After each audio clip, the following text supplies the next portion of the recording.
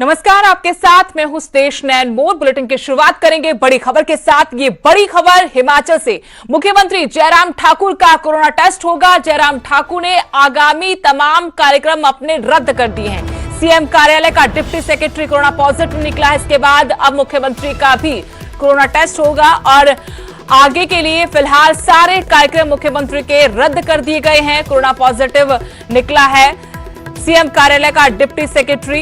इसके बाद ये फैसला हुआ है। मंडी से आए बीजेपी नेता से भी मिले थे डिप्टी सेक्रेटरी। राज्य सचिवालय में कोरोना मिलने के बाद से हड़कंप है। बाकी अधिकारी और कर्मचारियों का भी कोरोना टेस्ट होगा। लेकिन बड़ी खबर ये कि मुख्यमंत्री जयराम ठाकुर का कोरोना टेस्ट होगा। आपको बड़ी खबर बता रहे हैं। सीएम कार्यालय का डिप्टी सेक्रेटरी कोरोना पॉजिटिव निकला है। मंडी से आए बीजेपी नेता से भी डिप्टी सेक्रेटरी की मुलाकात हुई थी। राज्य सचिवालय में कोरोना का मामला सामने आने के बाद से हड़कंप है। तमाम अधिकारी और कर्मचारियों का टेस्ट होगा, लेकिन मुख्यमंत्री जयराम ठाकुर का भी कोरोना टेस्ट होगा। आगामी तमाम कार्यक्रम मुख्यमंत्री के रद्द कर दिए गए हैं। सीएम जयराम ठाकुर का कोरोना टेस्ट होगा। जयराम ठाकुर ने आगामी तमाम कार्यक्रम अपने रद्द कर दिए। एहतियातन ये फैसला लिया गया है। सीएम कार्यालय का डिप्टी सेक्रेटरी कोरोना पॉजिटिव निकला है। इस खबर पर और जानकारी लेंगे। मेरे सहयोगी प्रदीप ठाकुर शिमला से फोन लाइन पर जुड़े। प्रदीप, मुख्यमंत्री जयराम ठाकुर का कोरोना टेस्ट होगा क्योंकि अब कोरोना की मार सचिवालय तक हो गई है, सीएम कार्यालय तक हो गई है।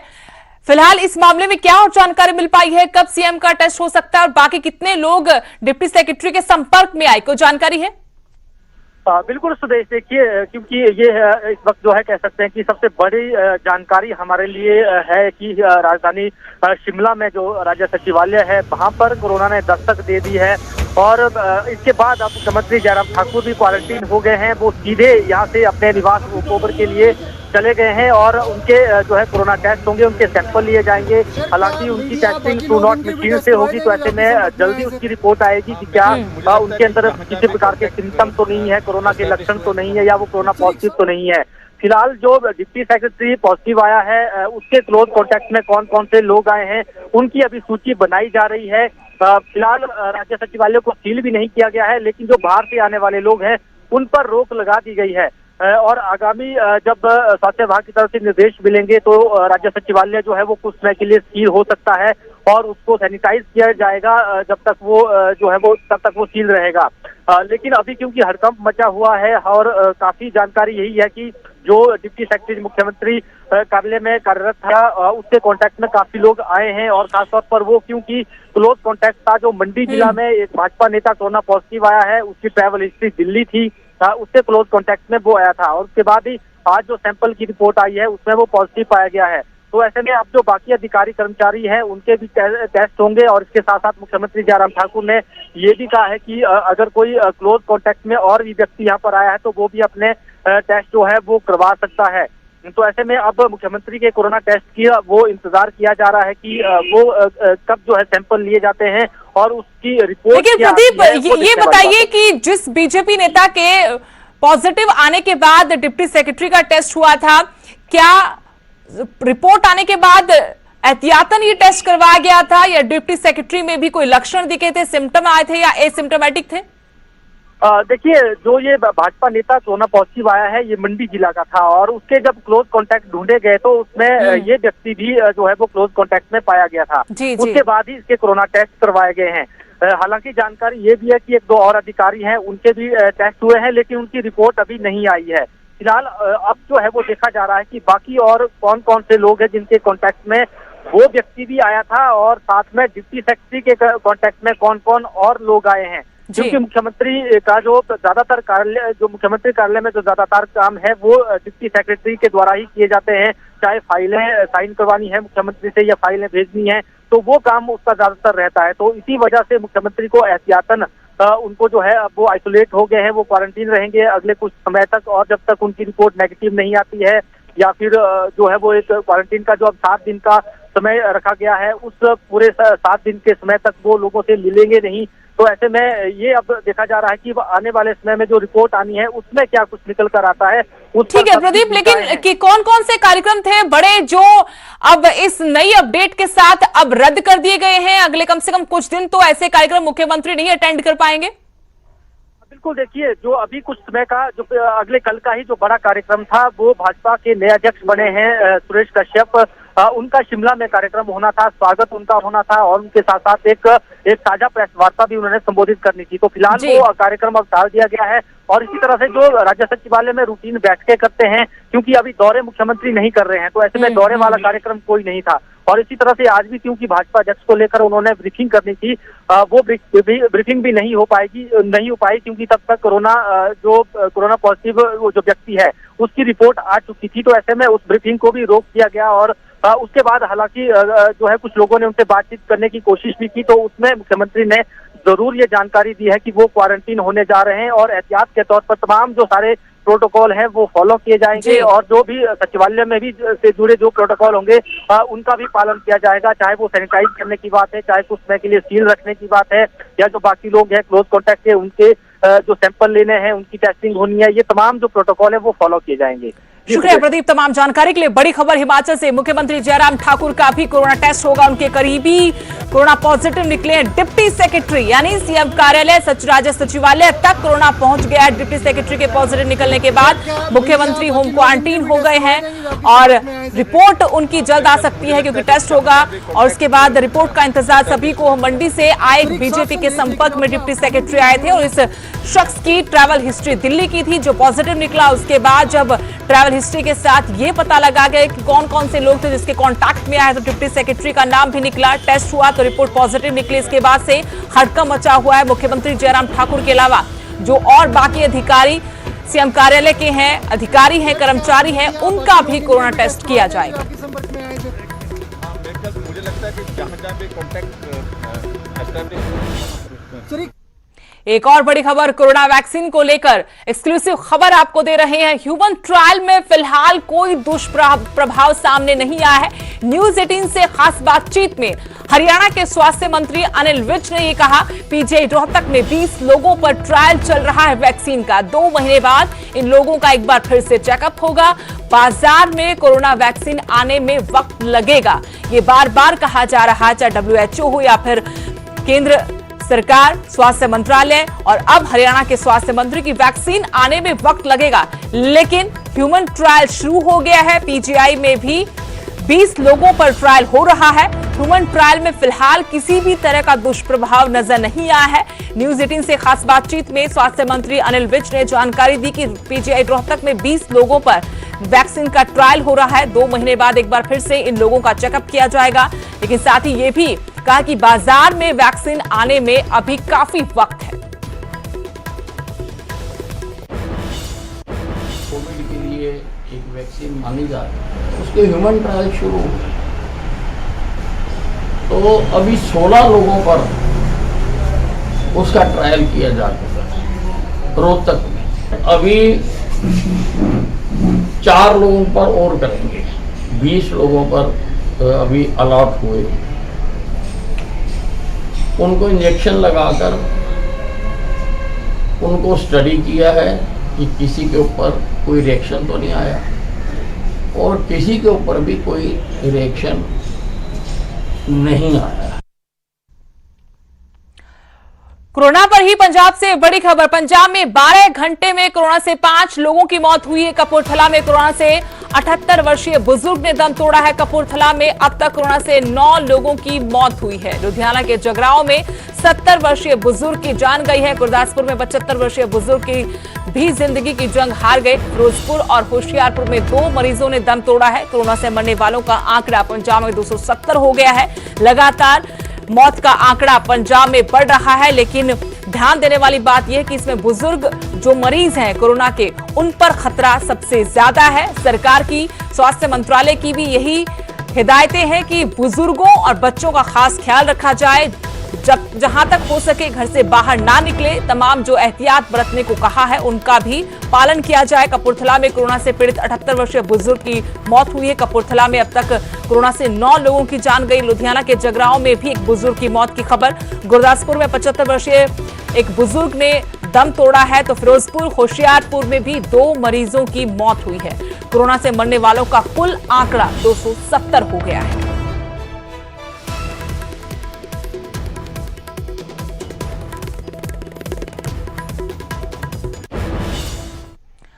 अब कोरोना पर हरियाणा से अपडेट। हरियाणा में कोरोना से 2 और मौतें हुई हैं। अब तक 366 लोगों की जान गई है। नूह में कोरोना से महिला ने दम तोड़ा है। पहले से ही कई बीमारियों से महिला जूझ रही थी।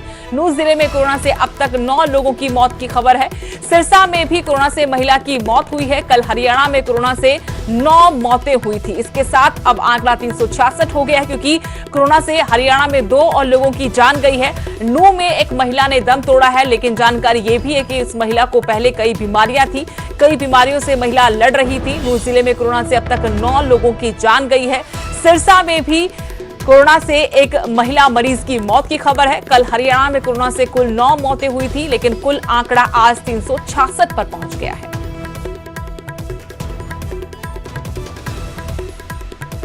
उसके इलाज के लिए उन्होंने इसको घर पे ही भेज दिया था वापस, पॉजिटिव आने के बाद। जब हमारी टीम इसके घर पर गई तो उन्होंने देखा कि इसको अभी दिक्कत है, तो शाम को ही हमने इसको मांडीखेड़ा में शिफ्ट करवा लिया। मांडीखेड़ा में आई ये, तब ये ठीक थी, कोई सिम्टम्स नहीं थे इसमें, स्टेबल थी कोविड-19 की। लेकिन सुबह अर्ली इन द मॉर्निंग इसकी मौत हो गई। कुरुक्षेत्र में चाय बेचने वाला राजकुमार एक फाइनेंस कंपनी में 50,000 रुपए का लोन लेने गया, लेकिन कंपनी ने लोन देने से इनकार कर दिया। लोन ना देने की वजह जानकर आप चौंक जाएंगे। कंपनी ने कहा कि राजकुमार के ऊपर पहले से ही करीब 51 करोड़ का लोन है। अपने बारे में यह जानकर राजकुमार के भी होश उड़ गए।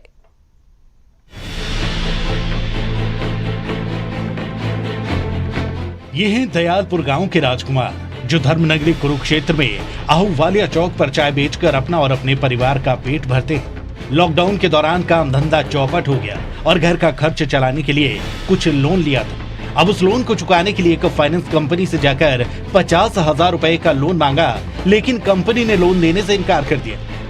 कंपनी ने कहा कि राजकुमार पर अलग अलग बैंक का करीब 51 करोड़ रुपए का लोन है, इसलिए वो लोन नहीं देगा।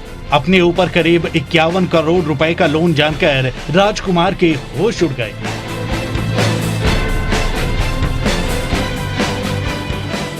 मेरा रिजेक्ट हो गया फॉर्म और उनका पास हो गया। रिजेक्ट होने का कारण उन्होंने ये बताया कि मेरे ऊपर काफ़ी सारे लोन पहले ही पेंडिंग है, इसलिए मेरा लोन नहीं हो सकता। तो जबकि मेरे सिर्फ कोई लोन नहीं है, एक दुकान का लिमिट का लोन चल रहा है 20,000 का, जो मैं नियमित तौर पे किस्तें जैसे होती हैं जमा कराता रहता हूँ, लेता रहता हूँ। तो फिर मैंने चेकिंग कराई जी, सिबिल निकलवाया, स्कोर निकलवाया किसी से, तो उसमें ये सारी डिटेल पाई गई भी कहाँ लोन है।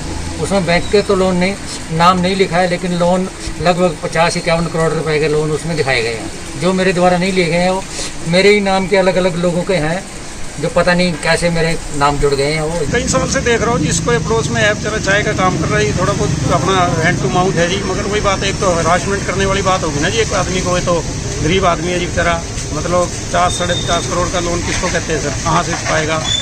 गवर्नमेंट की गलती से अगला भुगतेगा ये जी, क्या फायदा उस चीज़ का जी? मतलब उसको तो हरासमेंट होगी, आदमी आम आदमी वो भी परेशान हो जाएगा इस चीज़ में। वो कहाँ नाम कटवाएगा जी, कैसे कटवाएगा नाम, बताओ कहाँ कट जाएगा।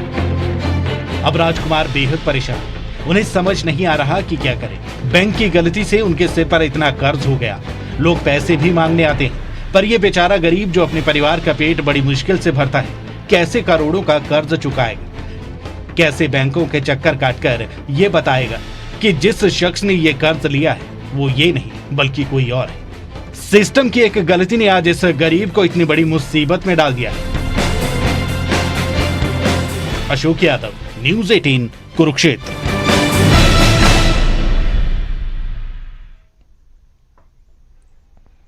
और बड़ी खबर, हरियाणा में 17 अगस्त तक रजिस्ट्री पर रोक लगा दी है। हरियाणा की तहसीलों में अब 17 अगस्त तक कोई रजिस्ट्री नहीं होगी।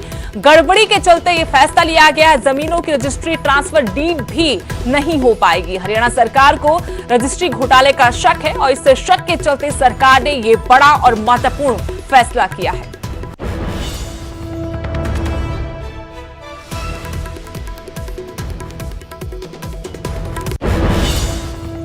उधर थोड़ी सी बारिश ने साइबर सिटी को फिर से पानी पानी कर दिया। गुरुग्राम के कई इलाकों में जल भराव की तस्वीरें सामने आई हैं।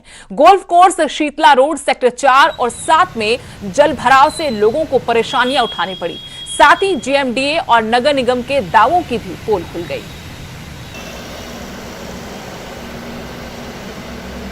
हल्की सी बारिश के बाद पूरा गुरुग्राम जलमग्न हो जाता है। जी हां, आज भी गुरुग्राम में आधे घंटे की बारिश आई थी और उसके बाद पूरे शहर को गुरुग्राम में किस तरह से बारिश ने डुबोकर रख दिया, इसका नज़ारा आप खुद देख सकते हो कि हम फिलहाल गुरुग्राम के बस स्टैंड पर हैं और यहाँ हर बार हल्की सी जब बारिश आती है तो इसी तरह से पानी जम जाता है, पानी इकट्ठा हो जाता है, जिसको निकालने के लिए प्रशासन को काफ़ी मशक्क़त करनी पड़ती है। लेकिन सरकार और प्रशासन के बारिश और प्री मानसून या मानसून से पहले जो दावे होते हैं उनकी पोल किस कदर खुल जाती है वो आप खुद देख सकते हो उन तस्वीरों में। जो यहाँ लोग बस पकड़ने आते हैं, जो यात्री होते हैं, उनको इस पानी से होकर निकलना पड़ता है।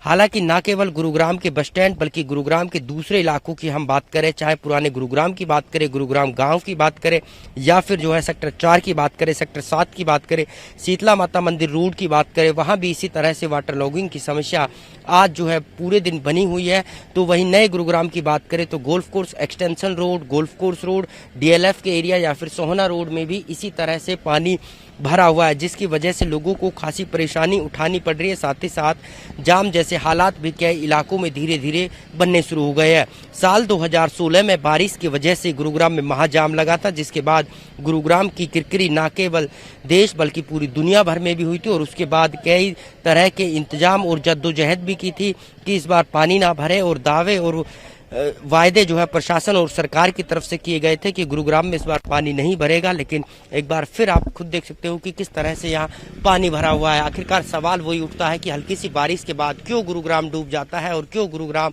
जाम की तरफ बढ़ने लगता है। कैमरामैन अशोक कुमार के साथ नीरज अंबावता, न्यूज 18। और ब्रेक के बाद अब बड़ी खबर हिमाचल से। सुरेश कश्यप को हिमाचल बीजेपी का नया अध्यक्ष चुना गया है। जेपी नड्डा ने उनके नाम की घोषणा की है। शिमला से लोकसभा सांसद भी हैं सुरेश कश्यप, लेकिन अब एक और बड़ी जिम्मेदारी उनको मिली है। हिमाचल में बीजेपी का दलित चेहरा भी है सुरेश कश्यप। पिछले महीने राजीव बिंदल ने अपने पद से इस्तीफा दिया, तब से ये पद खाली था। सिरमौर से भी वो ताल्लुक रखते हैं। एक बड़ी वजह उनकी ताजपोशी की ये भी है कि दलित चेहरा है और सिरमौर से ताल्लुक रखते बेदाग छवि उनकी है, इसलिए उनके नाम पर मुहर लगाई है। जेपी नड्डा ने बकायदा उनके नाम की घोषणा की। सुरेश कश्यप को हिमाचल बीजेपी का नया अध्यक्ष बनाया गया है।